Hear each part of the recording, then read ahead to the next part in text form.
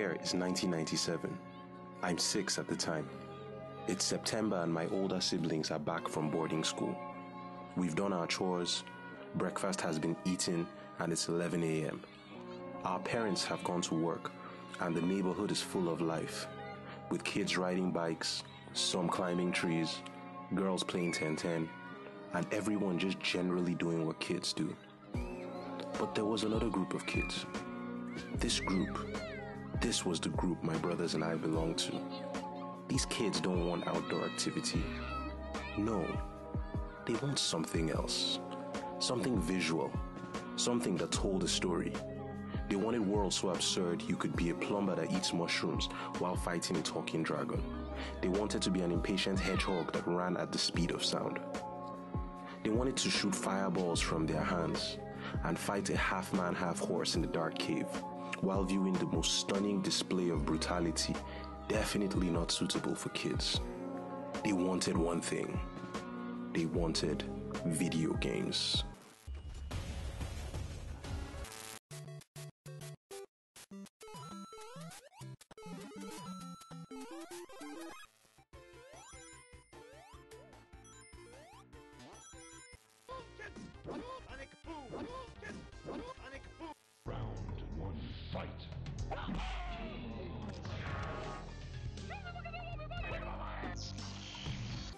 We would spend hours playing these games, till the power would get cut off by NEPA, till our parents got home from work, till your friends would have to go study, until the sun went down, meaning it was time for you to go home and sleep, only for you to wake up the following morning and do the same dance all over again.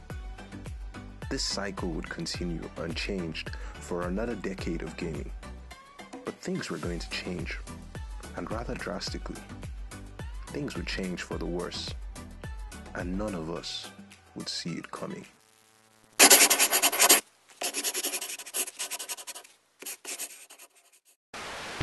Ready to form Voltron.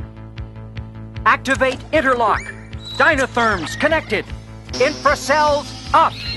Mega thrusters are go. Let's go, Voltron Force! In 2006, Sony released the PlayStation 3. These were the most exciting times to be a gamer, man. Let me tell you about this console.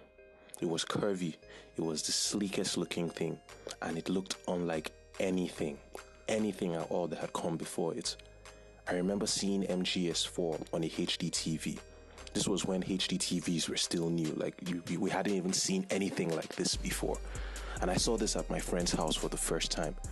I looked at Solid Snake's face and I was wondering how this game looked so lifelike. This just had to be the future. No other explanation. And thus, a new era of gaming was born.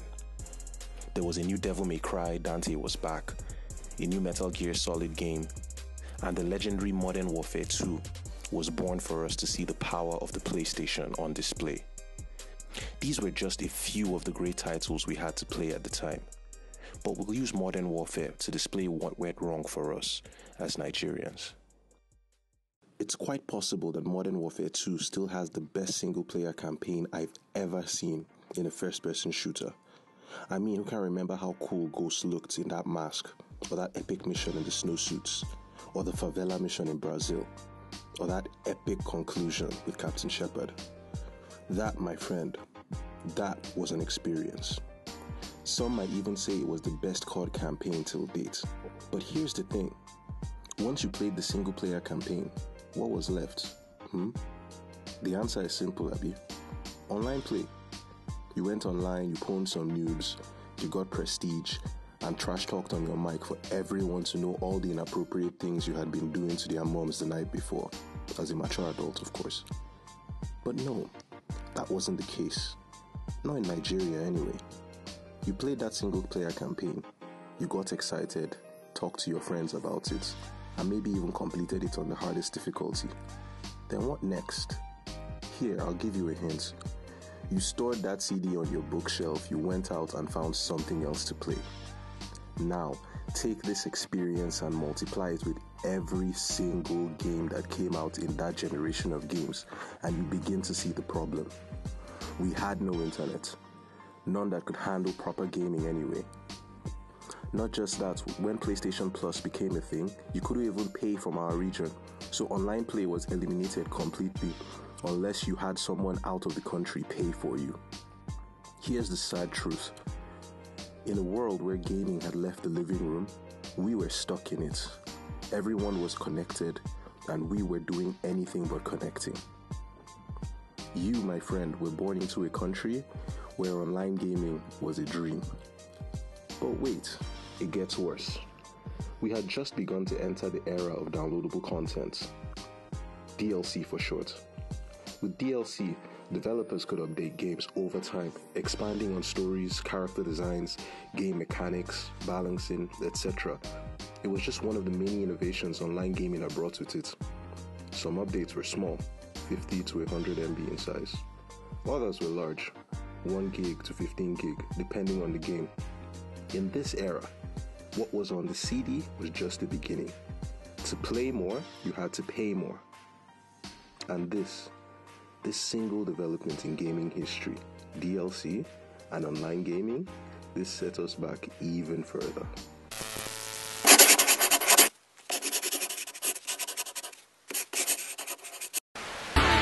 Form feet and legs. Form arms and body.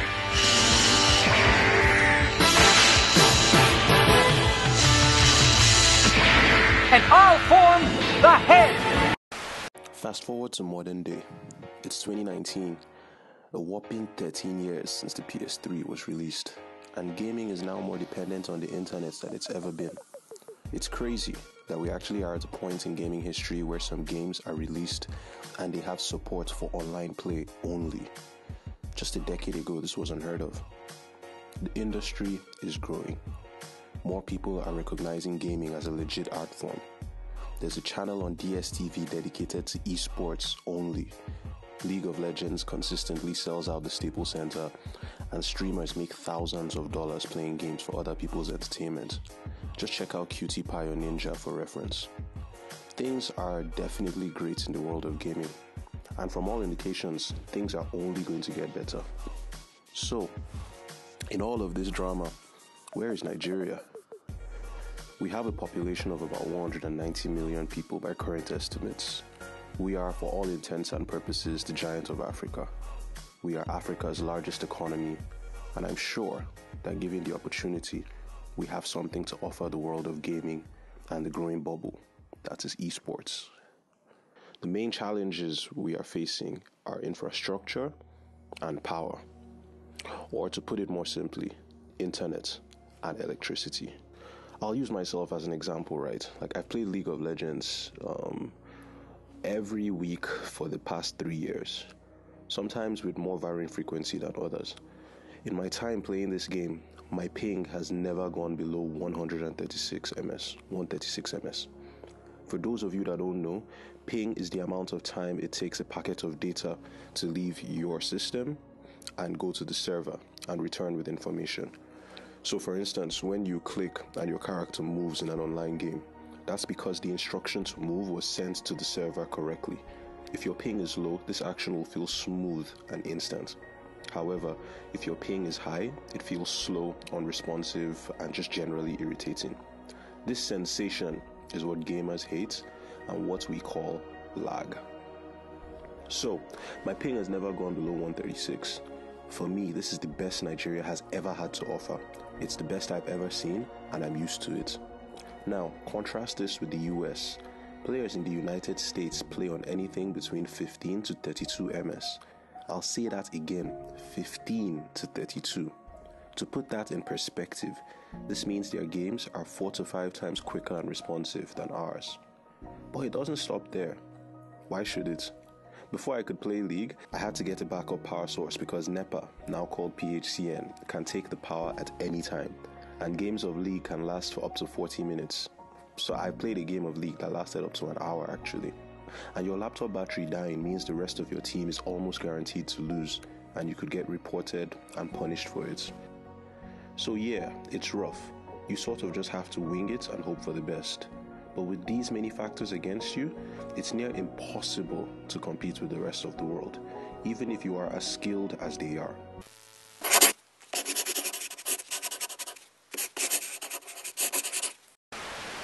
Form the head.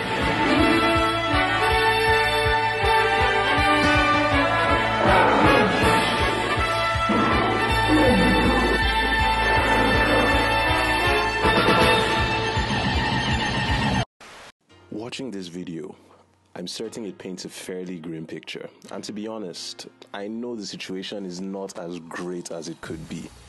But despite the challenges, the difficulty, the frustration, all of that, gamers are still thriving. People are still doing amazing stuff. I mean, I play League of Legends with a group of guys, many of them Nigerians, over 20 guys. Everybody logs in, we play. There's an Overwatch community. There's all sorts of stuff popping up. And there are organizations, people who genuinely want the growth of esports in Nigeria. So I suppose the final message of this video is that despite all of this, there's hope. Lots of hope, actually. If 1% of the 190 million people we spoke about just randomly picked up video games, any one of their choice, Hearthstone, League of Legends, Overwatch, anything, that's still an enormous figure to work with. So I, for one, am optimistic. Every day I play, there's still new people coming online, curious to see how they can overcome these challenges and be better. The future of the Nigerian nerd is a bright one. It may not seem that way right now, but it's definitely a bright one. And I, for one, am excited for it. Thank you for following the video so far. I mean, we're going to be putting out new videos every month, and we're going to cover everything with regards to nerd culture. So we're talking movies, manga, anime, nerd conventions, video game tournaments, everything. So please, it really helps us if you subscribe to the channel, follow us on Twitter and Instagram, and just be a part of the conversation and the movements that is the Nigerian nerd. Thank you very much. This channel belongs to all of us, and I look forward to seeing you in future videos.